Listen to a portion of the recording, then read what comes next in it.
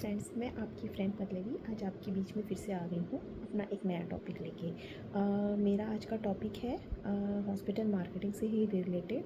तो मार्केटिंग जब आप नया नया हॉस्पिटल खोलते हो तो जैसा 6 मंथ्स जब होते हैं तो उसके लिए ब्रांड कितना ज़रूरी है। तो इनिशियल स्टेज पे आप ब्रांडिंग पे उतना ज़ोर मत दीजिए। इनिशियल स्टेज पे आप ये ध्यान दीजिए कि लोग आपको पहचाने, लोग आपको जाने और ये जान सकें कि आपके पास एक अच्छा हॉस्पिटल है और सुविधाएं हैं। धीरे धीरे जब आपका हॉस्पिटल अच्छी ग्रोथ पे आ जाएगा तब आप ब्रांडिंग पे थोड़ा ध्यान दीजिए। ब्रांडिंग एक ही दिन में नहीं बन जाती है, धीरे धीरे बनती है। पहले आपको हॉस्पिटल की मार्केटिंग अच्छे से करनी आनी चाहिए। मतलब आप बैनर्स लगवाइए, पैम्पलेट लगवाइए, फ्री कैंप्स करवाइए, सेमिनार्स करवाइए। उसके बाद आप ब्रांड पे जोर दीजिए।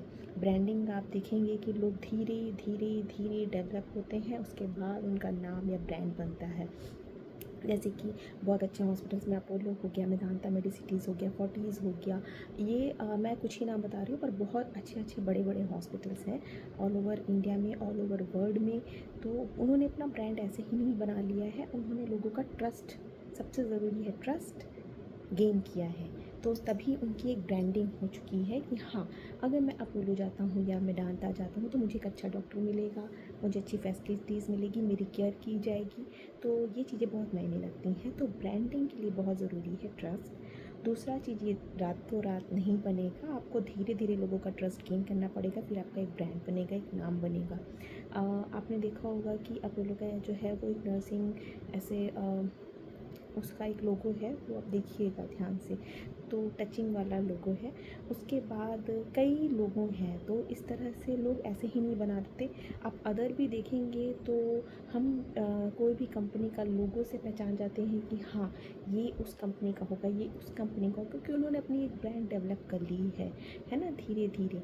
तो जब आप 6 मंथ्स हैं तो आप सबसे पहले अपने एक्सटर्नल मार्केटिंग पे ध्यान दीजिए। जो छोटी छोटी चीज़ें हैं, पैम्पलेट्स लगवाइए, मोस्टली फ्री कैंप्स करवाइए, हेल्थ टॉक्स करवाइए, तो इस पे ध्यान दीजिए और एक्सटर्नल मार्केटिंग करवाइए। तो धीरे धीरे देखिएगा आपका कुछ ही दिनों में एक लोग आपको पहचानने लगेंगे, लोग आपको जानने लगेंगे, फिर आप अपना ब्रांड डेवलप कर सकते हैं। तो ब्रांडिंग एक बहुत ही इम्पोर्टेंट रोल अदा करती है हॉस्पिटल हेल्थ केयर इंडस्ट्री में।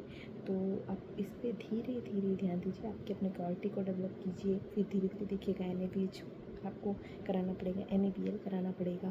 तो ये सब बहुत मायने रखता है एक अच्छे हॉस्पिटल की ब्रांडिंग में। तो होप सो मेरा ये छोटा सा टॉपिक आपको आज पसंद आया होगा ब्रांडिंग के ऊपर। तो इनिशियल स्टेज पे आप ध्यान दीजिए अपने हॉस्पिटल्स का। आपका नाम शुरू से ही ख़राब हो जाएगा तो ब्रांडिंग वैसे ही नहीं होगी। तो आप इनिशियल स्टेज पे शुरू से ध्यान दीजिए, और जब आपका हॉस्पिटल बहुत बड़ा भी बन जाए ना, तो भी आपको ध्यान देना है इन छोटी छोटी चीज़ों को ब्रांडिंग के लिए। ओके, सो होप सो आपको मेरा ये वीडियो पसंद आया होगा। Thank you so much, bye, good day.